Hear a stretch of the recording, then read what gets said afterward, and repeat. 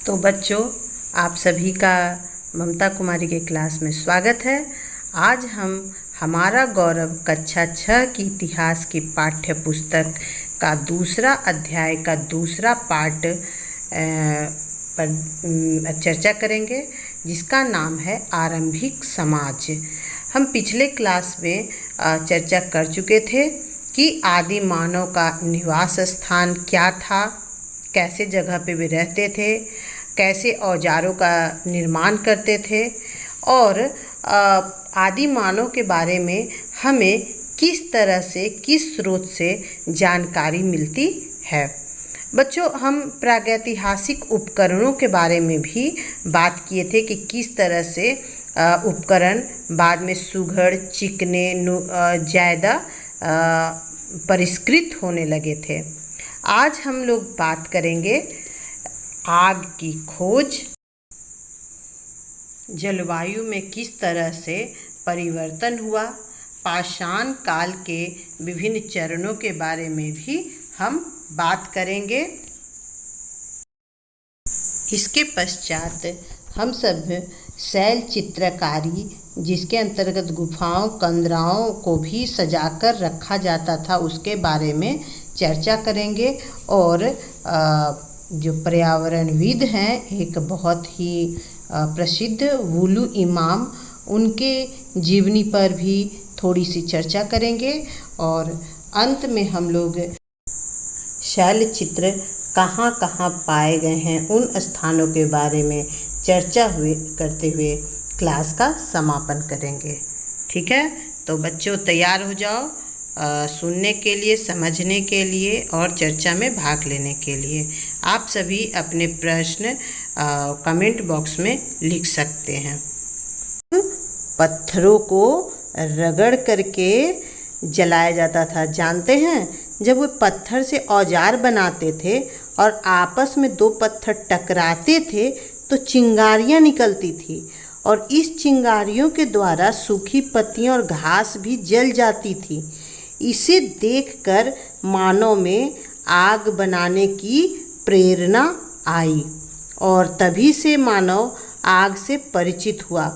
आग का प्रयोग अनेक कार्यों जैसे रोशनी के लिए, मांस पकाने के लिए, खतरनाक जंगली जानवरों को भगाने के लिए किया जाता होगा। आज भी जहाँ घने जंगलों से हाथियों और जंगली सुअरों का झुंड निकलता है, वहाँ लोग लंबी लकड़ियों या बांसों के एक छोर पर कपड़ा बांध देते हैं और उसमें किरासन तेल छिड़क कर आग जला देते हैं। इस तरह से जंगली जानवर आग को देखकर भाग जाते हैं। ऐसा हमें झारखंड के सारंडा, सिल्ली, तोपचाची व टुंडी आदि क्षेत्रों में भी देखने को मिलता है। जानते हैं बच्चों, प्राचीन काल में आग जलाने के लिए चकमक पत्थर का प्रयोग होता था, और चित्र में भी आप देखिए, है ना। अब हम बात करें जलवायु परिवर्तन की। आज से लगभग 12,000 वर्ष पूर्व दुनिया की जलवायु में परिवर्तन के फलस्वरूप गर्मी बढ़ने लगी, और गर्मी बढ़ने से क्या हुआ? धीरे धीरे घास वाले मैदान बनने लगे। घासों को खाकर जीने वाले जानवर जैसे हिरन, बारहसिंगा, भेड़, बकरी, गाय इत्यादि की संख्या बढ़ने लगी। मानव भी इनके खाने पीने की आदतों और प्रजनन के समय की जानकारी हासिल करने लगे, और इस तरह से लोग जानवरों को अपनी ज़रूरत के अनुसार पालने लगे। क्या क्या ज़रूरतें?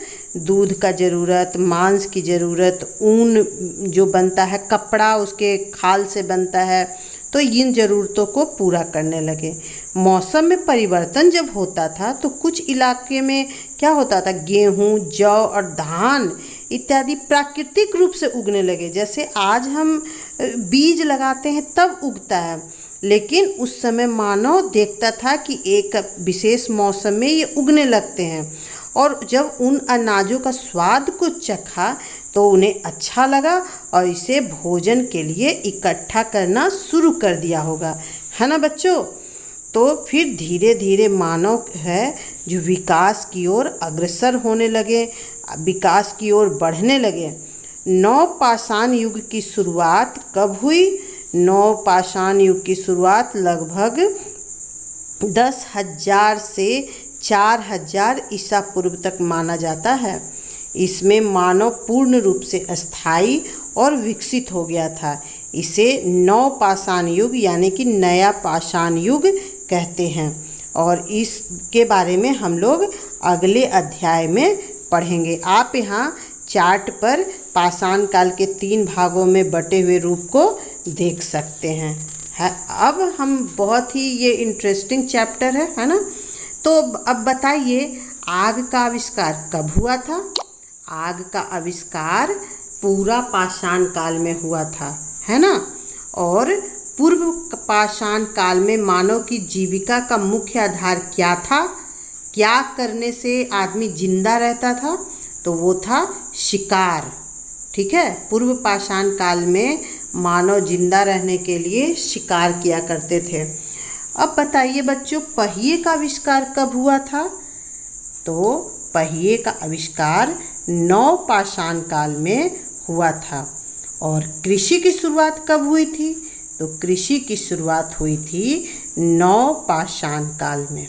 ठीक है, अब हम मानव हैं और मानव जो है वह जहाँ रहता है वहाँ उसका आसपास को वो सजा कर रखना चाहता है।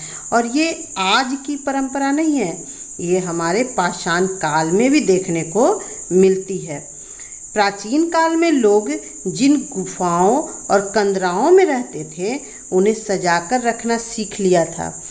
वे अपने औजारों को परिष्कृत करके कलात्मक ढंग से प्रभावशाली फलक का निर्माण किया। पाषाण खंड पर यानी कि चट्टानों पर आकृति को उकेर करके प्रथम कला का निर्माण किया और उसे ही शैल चित्र कहते हैं। वे इन चित्रों को खाली समय में मेहनत से बनाकर बहुत ही खुशी का अनुभव करते थे। और इन चित्रों में क्या क्या बनाया जाता था? आखेट यानी कि शिकार करने का दृश्य, पशु पक्षी, पेड़ पौधे एवं ज्यामितीय आकृतियों के नमूने होते थे। बच्चों, ऐसी चित्रकारी हमें अजंता, एलोरा जो महाराष्ट्र में है, भीमबेटका जो मध्य प्रदेश में है, बिहार के भागलपुर में, राजगीर में और झारखंड के हजारीबाग में भी प्राप्त हुए हैं। और यहाँ पे आप चित्र के माध्यम से इसे थोड़ा और स्पष्टता से समझ सकते हैं, है ना। अब हम ये जो शैल चित्र है ये और कहाँ कहाँ मिले हैं? तो शैल चित्र मिला है भावनाथपुर गढ़वा में। गढ़वा के शैलाश्रय भावनाथपुर प्रखंड के घने जंगल में कैमूर पर्वत पर अवस्थित है। कैमूर की ये पहाड़ियाँ चूने पत्थर की हैं जो शैलाश्रय के प्राकृतिक रूप से सर्वदा अनुकूल है। और यहाँ ये चित्र जो बनाया जाता था वो गेरू मिश्रित घोल और कूची की सहायता से बनाया जाता था। अधिकांश चित्रण जो होता है वो प्राकृतिक शैली में होता है। पशु चित्रों का बड़ा ही रोचक रेखांकन किया गया है और हिरण, बारहसिंगे इत्यादि ज़्यादातर बनाए गए हैं। इन शैल चित्रों में चिन्ह और संकेत भी देखने को मिलते हैं। और बच्चों, हजारीबाग का इसको ग्राम में भी शैल चित्र मिला है। हजारीबाग जिला के बड़का गांव प्रखंड में अवस्थित इसको ग्राम की पहाड़ी में शैल चित्र की खोज बुल्लू इमाम ने की थी। यहाँ 3 शैल चित्र शैलाश्रय के अंदर शैल चित्र मिले हैं। शैलाश्रय नंबर 1 यह एक पहाड़ी के अंदर अवस्थित है। यह काफ़ी बड़ा है। इसके अंदर एक नाला है जो सालों भर बहता है। इस नाले से मध्य पाषाण कालीन प्रस्तर औजार प्राप्त हुए हैं, जिससे पता चलता है कि इस क्षेत्र में मध्य पाषाण काल में लोग रहते थे।